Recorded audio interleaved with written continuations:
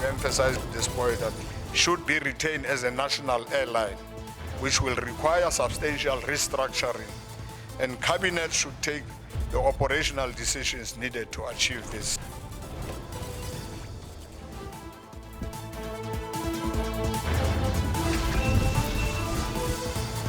Over, you just heard it, the Secretary General of the African National Congress talking about decisions that they've made politically in relation to decisions that should be taken by government as well in terms of resolving the situation at the South African Airways. Good evening and welcome to Unfiltered on SABC 3 and the SABC Channel 404. I'm your host, Desiree Chauke. South Africa's national carrier, the South African Airways, is riding a never-ending financial storm.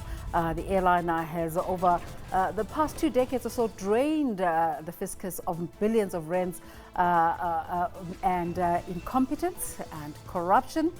Two things always coming up as being the constant feature that ultimately drove SAA to its knees. What will it take for the airliner to recover and regain its position as the leader in Africa again? Most importantly, can South Africa afford not to have a national airline? What is at stake? That's our discussion tonight here on Unfiltered. Our guest, Joachim Vermoten, is an aviation expert, economist. He joins us now from Hatfield studios in Pretoria. We also have business rescue expert Muzi Zwane here in the studio. But also on Skype, we have accountant and analyst Khaya Sithole. Welcome to all of you. Thank you for making the time tonight. Muzi, let's start with you here in studio. We're getting a bit ahead of ourselves here in this conversation, aren't we? Even though it's a topical conversation, because Les Murchison and Siviwe Dongwana are still to release that report in February that the creditors asked for in terms of what their plans are in this business rescue process. Yes, but you understand that once they're appointed, they've got 25 days within which to release a business rescue plan. And in that plan, that's where they're going to detail the steps that are going to be taken in order to rescue SAA. But prior to that report, there is also a report that they provide at the first creditors meeting. So this is the report where they detail their findings based on the obligation imposed on them to undertake an inquiry into the affairs of SAA. And that report is also the report that informs the finding that they must also put forward to the creditors that they maintain a belief that SAA can be rescued. If you're a business rescue specialist, if you put yourself in their shoes, as they unfold this process and they're being second guessed at every point, does it make the job difficult or harder for them? Look, you'd be lucky to be in a business rescue where you are not second guessed by the creditors. And I think the unique situation that they find themselves in now is that it's a business rescue of an SOE. And it's the first business rescue of an SOE. So they need to traverse a lot of dynamics that might not have been present in other business rescues. And for example, the political dynamic, as well as the dynamic of fearing whether or not we are in a situation where SAA is going to be privatized. So you would think a business rescue practitioner as experienced as the ones that we have dealing with this case would be able to deal with all of that. Khaya, the national conversation about whether to restructure, allow business rescue, the process to unfold, or liquidate and let it go. We just had at the weekend a Sunday newspaper reporting that the Finance Minister Tito Mboweni had to cave in a conversation about liquidation. Of course, he has retorted in a tweet saying that he wasn't there in that conversation. Is this creating further uncertainty? To the viewers, definitely yes. The type of language that you're hearing when people talk about SAA, and I mean, recently they said everything is on board, everything will be flying, only for them to say a day later that actually they are cancelling a significant number of their flights. So definitely the communication, this entire process has been very, very poor. But of course, what we really have in business rescue is a reflection of the very custodianship that the state exercises this asset. Now the question is, if exercise such custodianship, what ought to happen once this? All right, we're going to And of have course, the to... question of Khaya, we're going to have to let go of you for a bit while we sort out that line, which is a bit dodgy, and I'm sure our viewers would like to get full value from what you're saying. Let's bring you in, Mr. Vermoten. Are developments at SAA, from an economic point of view, a classic definition of government failure, where government moved in to fix a problem, which now seems a much bigger problem? Well, I think SAA was actually restructured successfully very recently. It became profitable in 2011 and was profitable for 3 years until 2011. Thereafter, a number of issues happened, and that created a difficulty and locked SAA into where they are at the moment. So it's not a question that there was a rescue later. It was actually turned around and it became a profitable airline. And then a number of things happened. The first thing was management was changed, both the board and the senior management. The second issue, there was a substantial increase in flights, aircraft and production of seating. And of course the market demand didn't rise to the same extent. I'm sorry, there's a delay in the system. Don't worry about it at all. It's the nature of these distant remote studio connections. So don't worry about it at all. Finish your point. Okay. Then there was the introduction of a new mandate. It previously had a solely commercial mandate, but then it was changed to a development mandate as well as a commercial mandate. In those circumstances, SOEs tend to focus on the development mandates because they are easy to attain. You have to comply to a certain number of key deliverables, and the financial ability or sustainability is only one of them. So that is a great pity that took place. And ultimately, the problem is that that was a very long-term restructuring plans, and you either need to settle in and do it very quickly within 18 months, or it will actually not be done. The last CEO introduced a very large restructuring plan requiring about 21 billion rand, and I think government should have told him that the amount of money is just too large, and they should have developed a quicker plan to implement it at a lower cost. So that's where we are at the moment.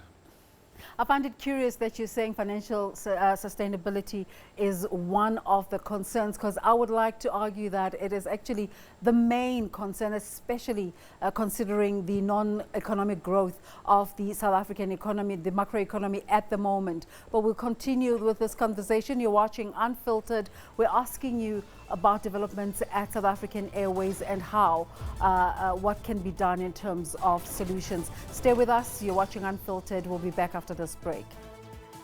5 years.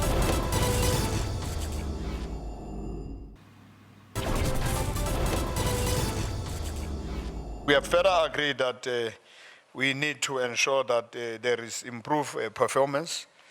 We investigate all historical contracts impacting negatively on SAA, including the lease of airplanes and evergreen contracts. The socio-economic mandates of the public enterprises need to be strengthened and costed, and government oversight structures should be streamlined and respond more rapidly and rigorously to challenges as challenges arise. Welcome once again. It's that conversation we're having, whether to restructure, whether to let the business rescue process unfold, or whether to liquidate the national airline SAA. Welcome back. Our guest, Joachim Vermoten, he's in our Pretoria studio, and we have Muzi Zwane, he's a business rescue professional, and we also have Khaya Sithole, who is now on the line. But before we get back into our conversation, let's take a look at some of your social media contributions. Justice for Senzo Meyi was saying, yes, as long as politicians stay out of it, allow professionals, business people to run SAA.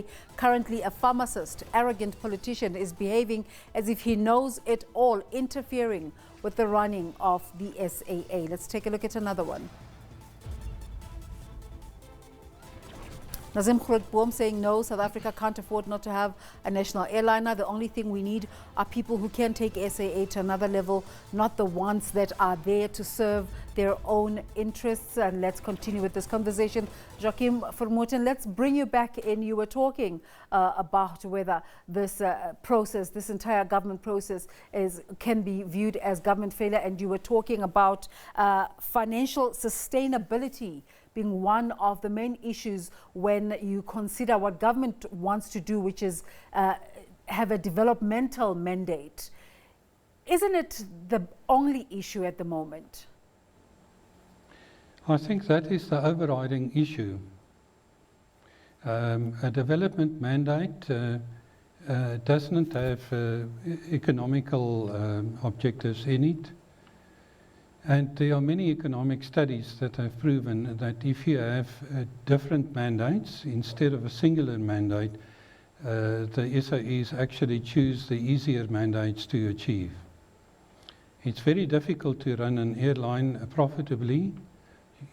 You have to have many things in the air at the same time and adjust according to market demand and competitor behavior. So you can't set the commercial mandate as subsidiary or to the development mandate. You either have a commercial mandate, or you must decide what amount of money can you make available to actually fulfill the development mandate. Khaya, let's bring you in on the line here. The World Economic Forum last week released a report saying South Africa was number 77, I think, out of 84 countries in terms of its citizens' ability to, their mobility. They're not moving from one place to the other. When you take this into consideration and also consider South Africa's political history and the fact that inequality is just a big problem in the country, can we start to talk about reconsidering the developmental mandate and having, as Mr. Vermoten says, multiple mandates? Look, I think when we talk about the mobility of citizens, for me, it's really a question of people's ability to migrate from home to the workplace on a daily basis. And on that note, you would probably think that, the road and the train infrastructure is far more critical in getting South Africans to the workplace than perhaps a national airline would be. So if you then want to be talking about the socio-economic mandate that state-owned enterprises need to be fulfilling, that's really where you should be focusing on saying what is a type of enterprise that benefits the majority of South Africans and gets them to be mobile and able to move into places where they need to be on a daily basis. We now know, unfortunately, that our trains in particular are in a crisis process under administration. Khaya, so let me just come in there. Let me just come in there. The report actually relates to the population's ability to move from one level of economic ability to another in terms of their education, their access to health, and their move from being a developmental state to, as you say, a modern state. Yeah, so obviously then we're talking about social mobility, and we know that in order to facilitate social mobility, You need to give people the requisite resources in terms of good education and good access to infrastructure that gets them to do the things that they need to do. And unfortunately, when you look at that World Economic Forum report, we are struggling as a country to really understand what the transition of a person born into a post-democratic state ought to be in order for them to be able to say 20 or 25 years later, my chances of really moving up the economic and social ladder were maximized. Those are the types of issues we've been dealing with, and I think we always triangulate them around issues of poverty, unemployment, and inequality. And of course, there's other dimensions that come into the picture, but you do think that what we've been missing is a cohesive strategy of how we actually focus on ensuring that a person born into this country on this day has as good an opportunity to move up the ladder, regardless of whether they're born in Alexandra or whether they're born in Sandton. So that's an enduring problem in South Africa. And when we talk about the socio-economic mandate, we need to be able to tackle this on multiple fronts in order to maximize the possibility of us achieving success. You're watching Unfiltered. We're going to take a break. Join us again when we come back.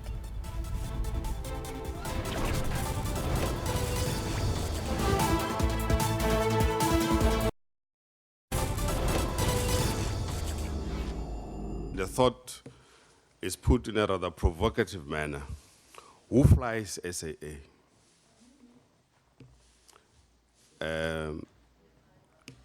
Is it the working class? Or maybe a component of the working class, the shop stewards? But the working class mostly use trains, taxis, rear via type things, so on. Should we not be focusing most of our attention on making sure that those things work? It's a provocative question. I know MPs fly SAA, but there was an airline that failed in Switzerland. It was called Swiss Air, and they closed it down. Quite unemotionally, straight to the point, close the thing because you don't know how to run it. And after closing it, a new airline emerged called Swiss International. It's mostly run by Lufthansa, actually. So the question does arise. I, wearing my previous hat as an investment banker, I doubt if you're going to find an equity partner who's going to come into SAA in this current state. The minister raises a point there. It was also raised by Hlengani Mathebula. He wrote an article at the weekend saying SAA is not just an airline, it also services other industries and creates an enabling environment for industry to flourish. But he was also saying in this article that there are other role players who might be able to step in and take over this role. Khaya, do you agree?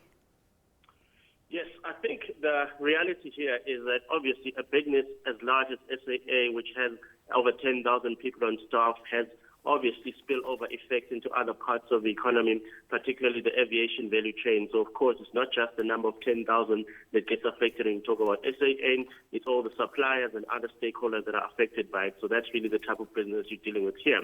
But the bigger issue is that we have to then look at the question of, if we're unable to run it in its current form, is it not better then to restructure it and formulate it and repurpose it to look like something different? So in the finance minister speaks about the fact that it's happened before. In the example that he cites of the Swiss airline, it happened before and then it emerged as a new entity. That's always a particular possibility, but I think in the South African context, the fear that people have is that if you say perhaps, for example, let us liquidate it in its current form and then relaunch it as something a bit different, it might turn out to be something that has a much smaller workforce. And in the context of record high unemployment, there's always going to be anxieties and tensions around that particular issue. So I do suspect that we are dealing with a unique situation where we have to tread very carefully whichever way we turn. But of course, the fact that it is under business rescue means that whatever we've been doing until now quite simply hasn't been working.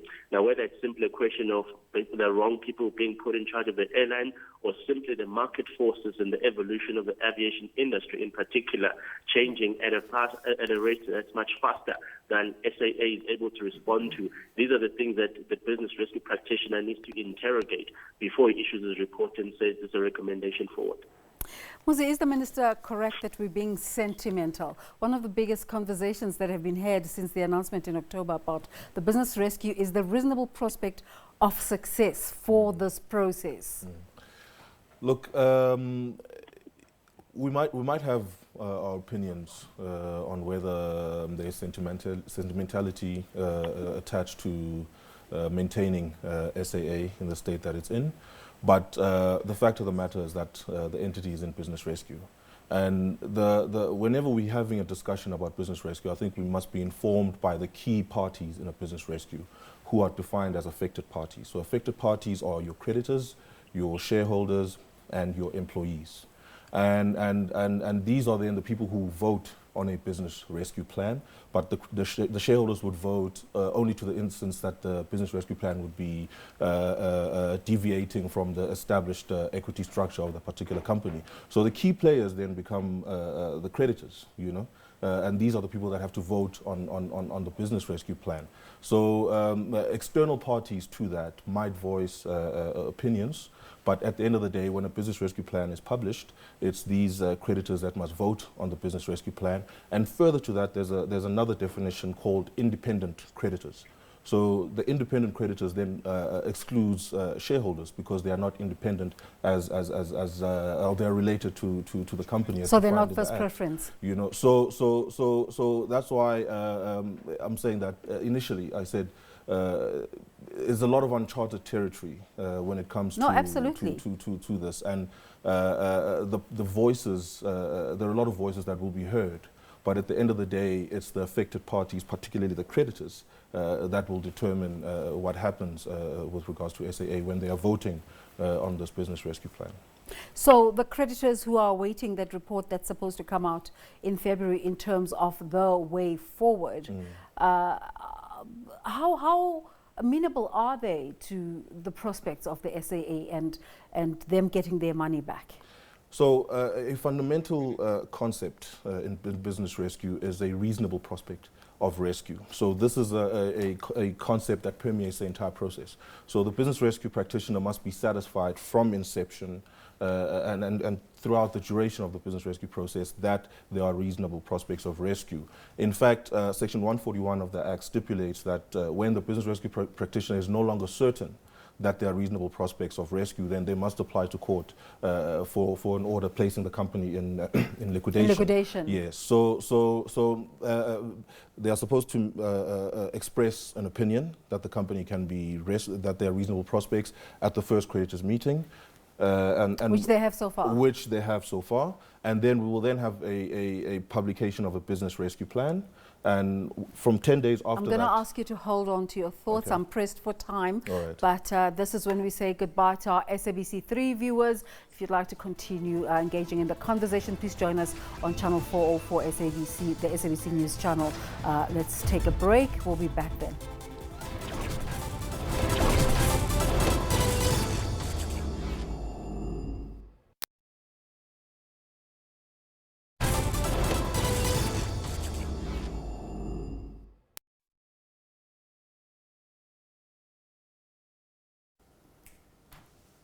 All right, welcome back. You're watching Unfiltered.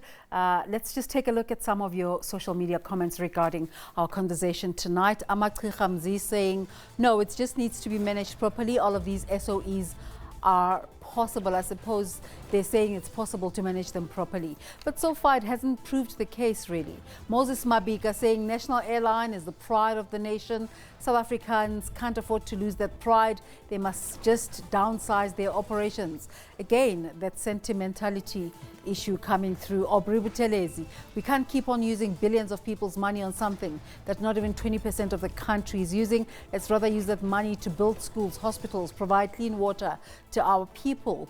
Totally agree with you, Aubrey. Maybe those people we take through a quality education can provide solutions in another generation. Madire Morasui saying, as long as people move from one place to another, we need that as a nation. SAA is generating money. Problem is corruption. If you think as a nation we don't need national airways, you would think we need it as a private airways. All right, let's go back to our conversations the conversation that we've been talking about, whether to restructure and let the business rescue process unfold, or go for liquidation? Joachim Vermoten, let's bring you back into the conversation now. Should we be restructuring? There's a lot of talk now at the Davos meeting last week. One of the biggest talking points was the current boom in the aviation industry, and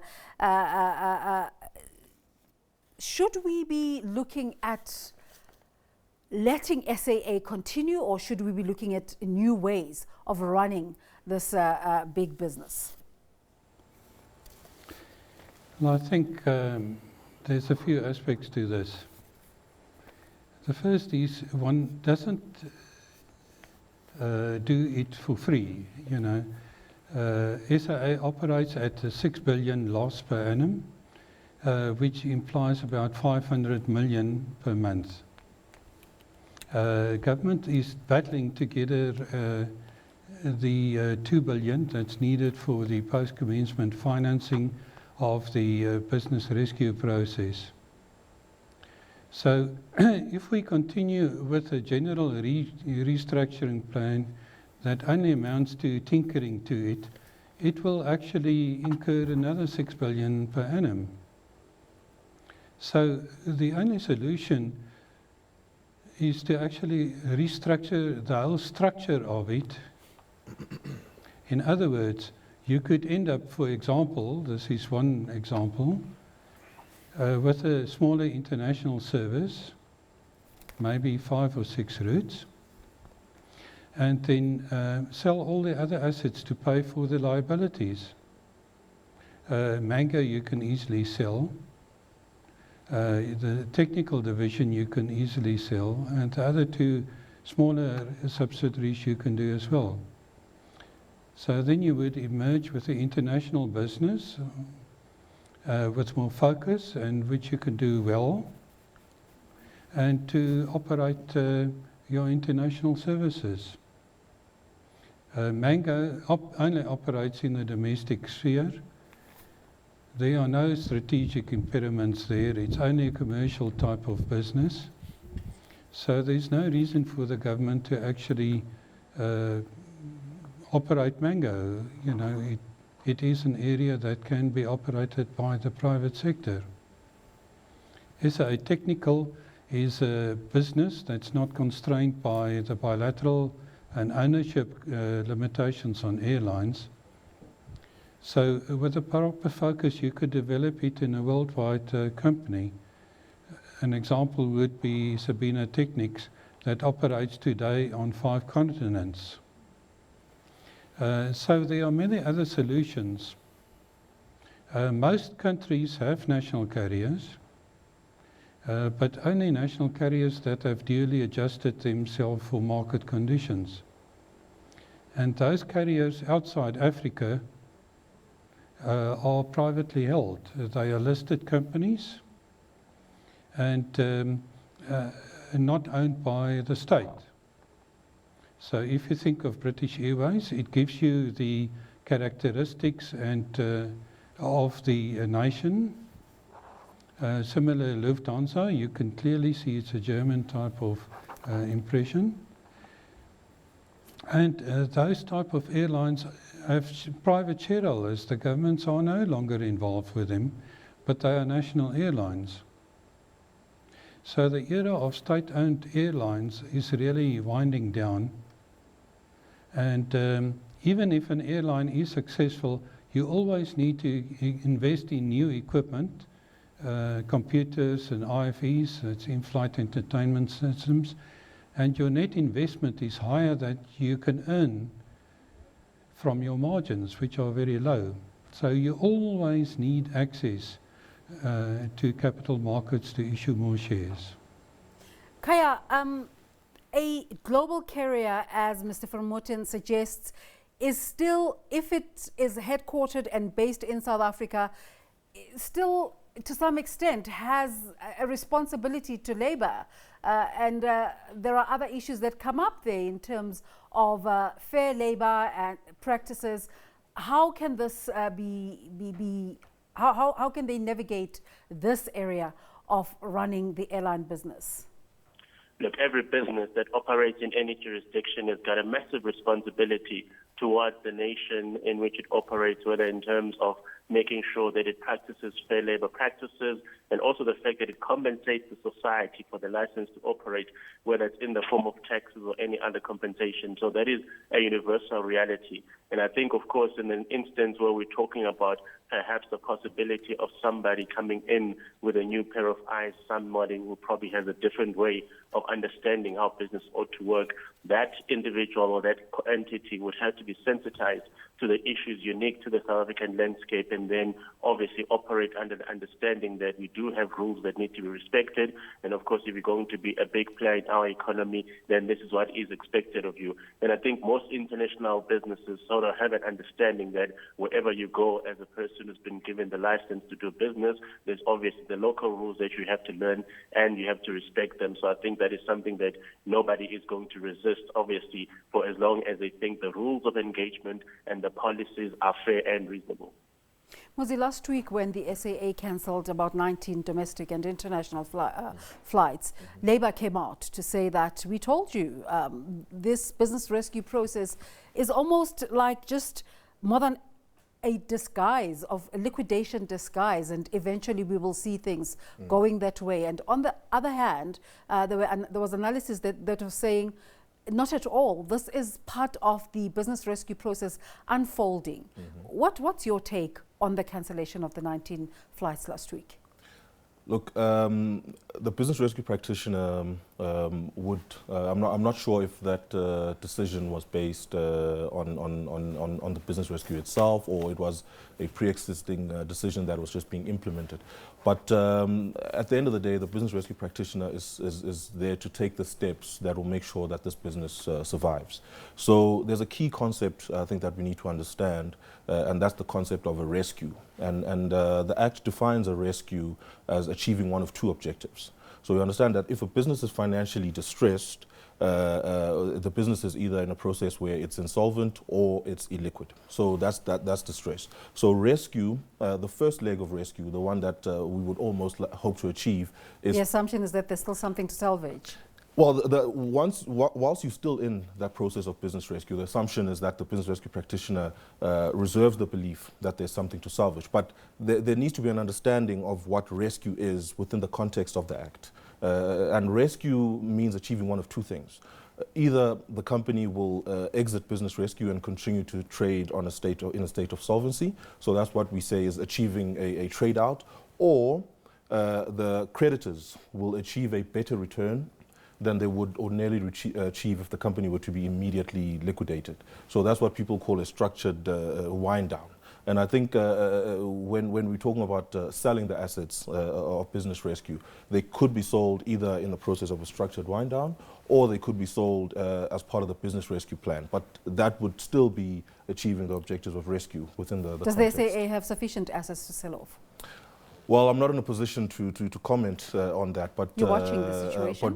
But one would hope that whilst we are still in the process of the business rescue, the business rescue practitioner maintains that there are prospects of rescue, and how they achieve that we'll see when the business rescue plan is published. Another issue that has come up was the resignation of the board chair, Mr. Kingston, citing that since there are business practitioners on site, it renders the operations of the board as useless. Is this correct?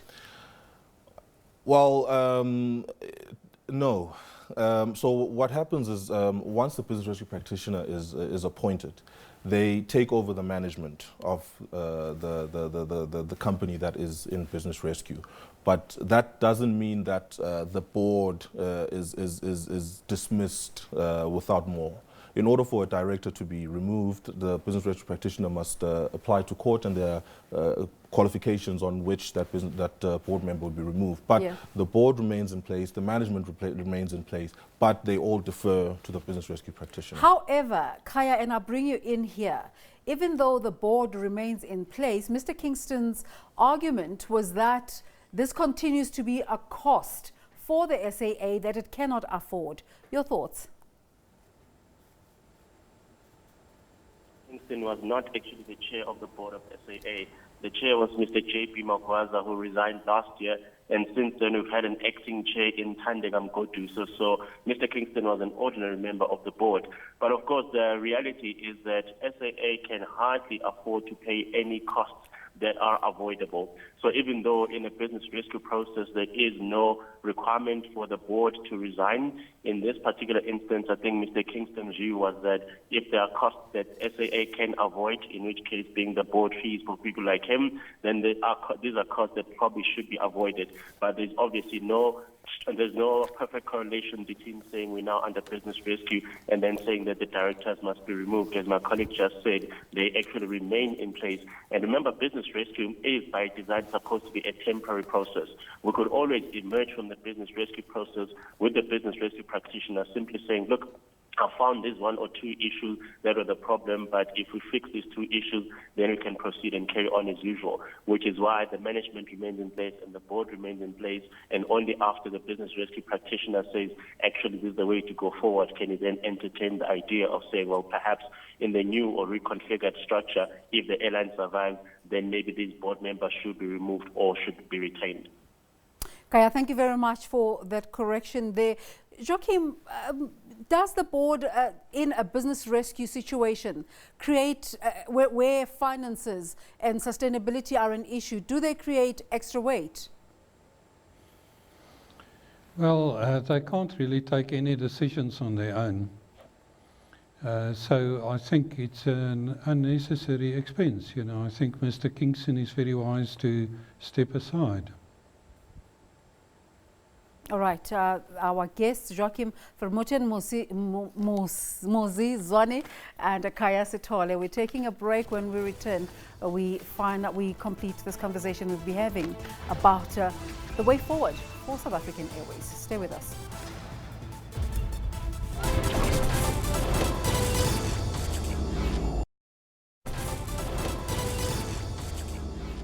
Our SOEs, quite frankly, are in difficulty, particularly the major ones that were at the heart of state capture, mismanagement, bad governance, and extraction of funds and other resources from these entities. Secondly, as a result of that focus, they became operationally weak. Good people either left or were kicked out of their positions. Incompetent people were put into place. For example, at Eskom power stations, that has actually happened. Can no longer be avoided in SAA because these state-owned entities in serious trouble. SAA is in serious trouble. It's got a debt of about 9 billion. SAA is where it is today because of maladministration, corruption. Of course, the nation worried about going-ons at the SAA. Nteteleli Nguba Rudulu saying, no, the problem we have in this country is corruption. It does not start and end with SAA. End corruption at SAA now and see the airline sustaining itself. How many forensic reports we heard about in the last 15 to 20 years?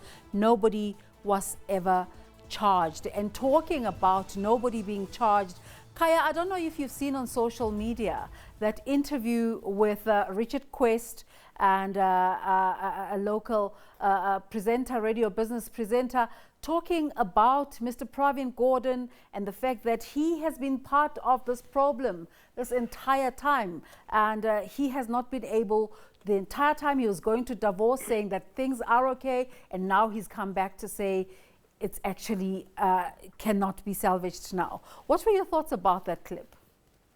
I think, obviously, when we see that clip, it's really reflecting the fact that, unfortunately, South Africa is guilty of this confused diplomacy where they would go to institutions or forums like the World Economic Forum in order to sort of put their foot forward as an investment destination to try and sell South Africa. And, of course, over the past few years, if you're going to go and try and convince people that they should invest in this country, you do say that, look, we are on top of everything that's going on. But what seems to have been the issue is that now the government is a bit more, I would say, honest in really outlining just how dire the situation is. So, of course, investors who do congregate at a place like Davos would then say, well, but you've been coming to us, telling us over the past 10 years that all is going well. Pravin Gordhan was the finance minister for a majority of that time, so it would be confusing to outside parties to say, you've been saying one message over the better part of the last 10 years, and now you're coming and telling us that things are actually quite bad. And the big issue here that Richard Chris was raising is when you do go to a forum like Davos and then you tell people that your entire country was hijacked and yet you can't even exhibit how you're actually holding people to account, it becomes difficult for an outsider who's got options to invest in multiple jurisdictions to then say, I'm going to come and invest here, because their basic due diligence would be to say, okay, fine, if I want to invest here, I need to be able to see that all the issues you've highlighted, being state capture in one example, are being addressed. And these issues do not get addressed by simply saying we put through a commission of inquiry, which is taking 2 years just to get witnesses. You need to see substantive action. You need to see substantive forms of justice. And until South Africa puts that on the front line and actually can then explain to investors how it's happening, it's going to be very difficult to convince anyone to come here and put their investments into this economy.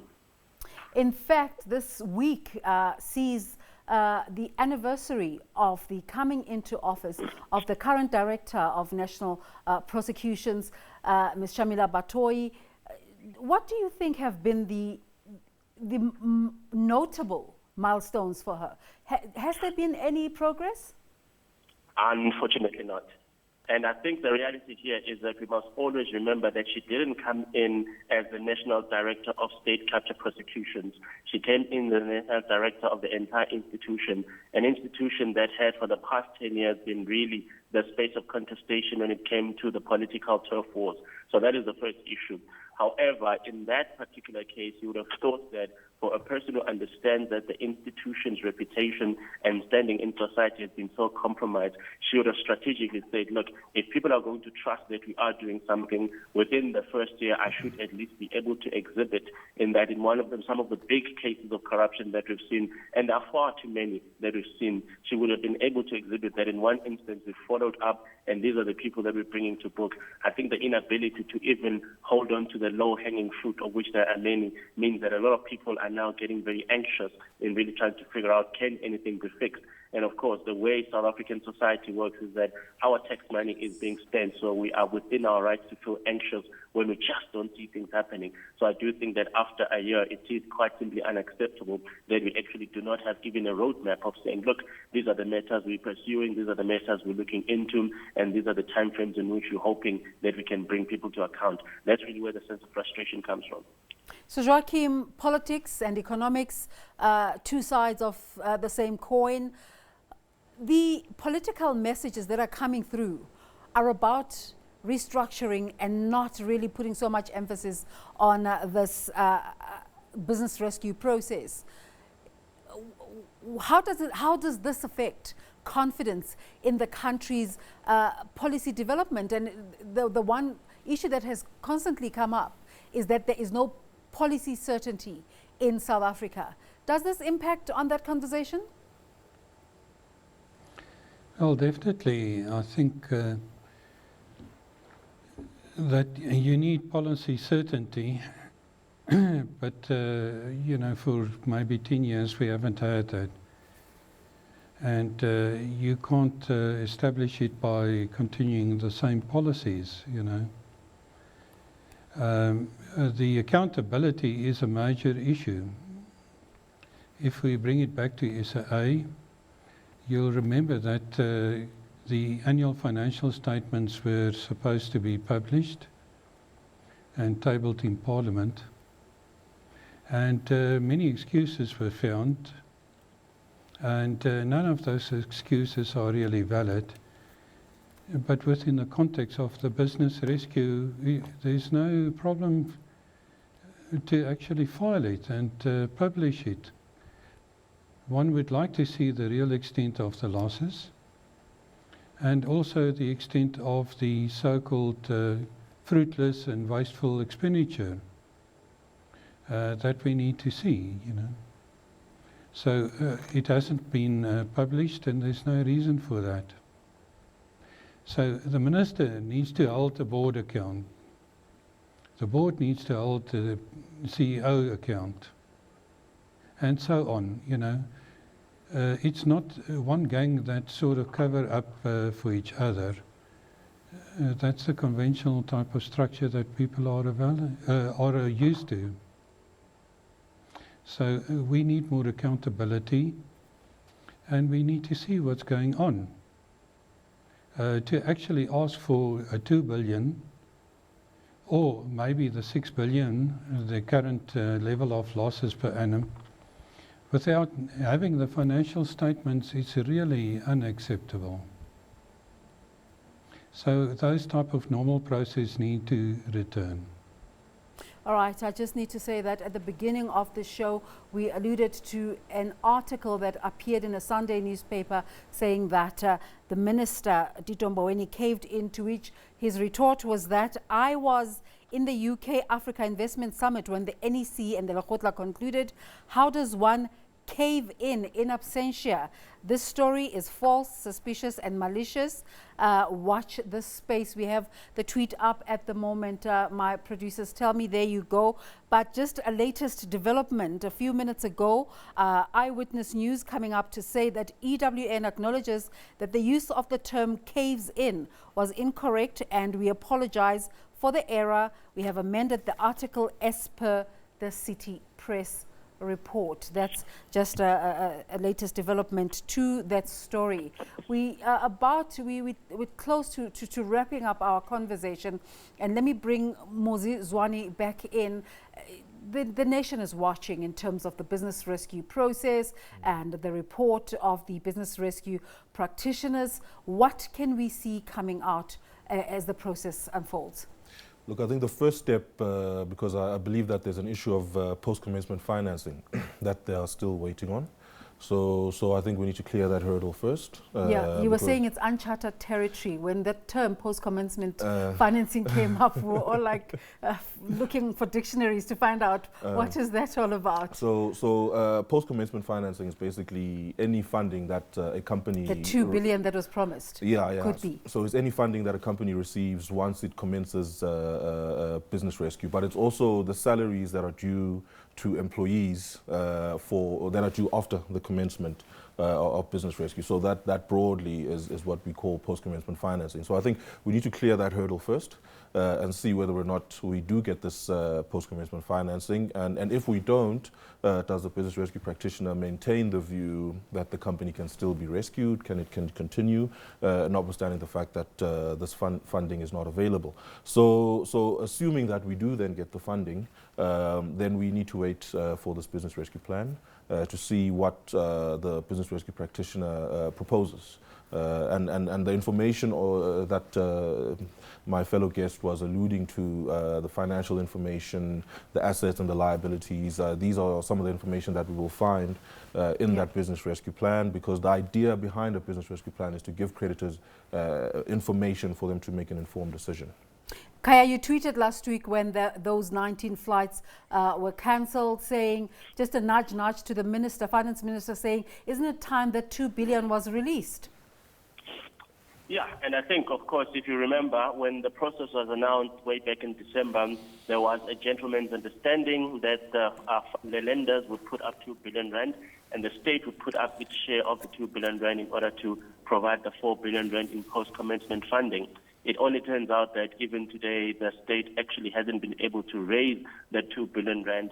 And of course, the danger here is that once you've committed to making the money available and the business rescue practitioners work on the basis that the money is going to come, they would have done their projections to say we can keep this going until the end of February or until the end of March, for example.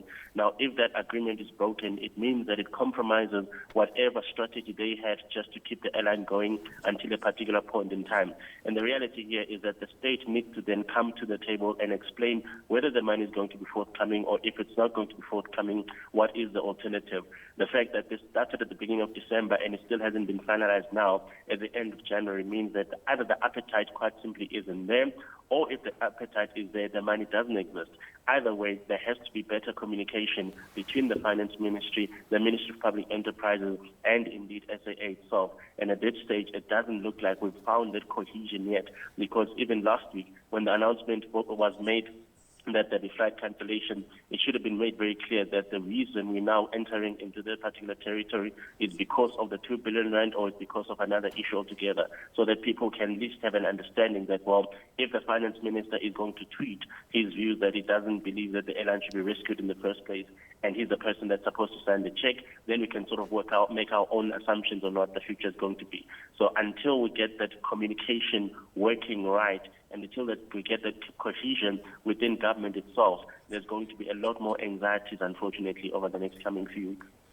Of course, an ongoing conversation. Let's thank our guests tonight, Khaya Sithole, Joachim Vermoten, and Muzi Zwane. Thank you so much to all of you. Let's take a look at the results of that poll we were running this evening, asking you, can South Africa afford not to have a national airline? 55% of you say, 0.1% say yes, and 49.9% say no. That almost evens it out. So it looks like there is an appetite for a conversation about, well, going either way. But thank you so much for your contribution to the show tonight, and thanks for watching. My name is Desiree Chauke. Let's see you again next Monday evening here on Unfiltered. Bye-bye.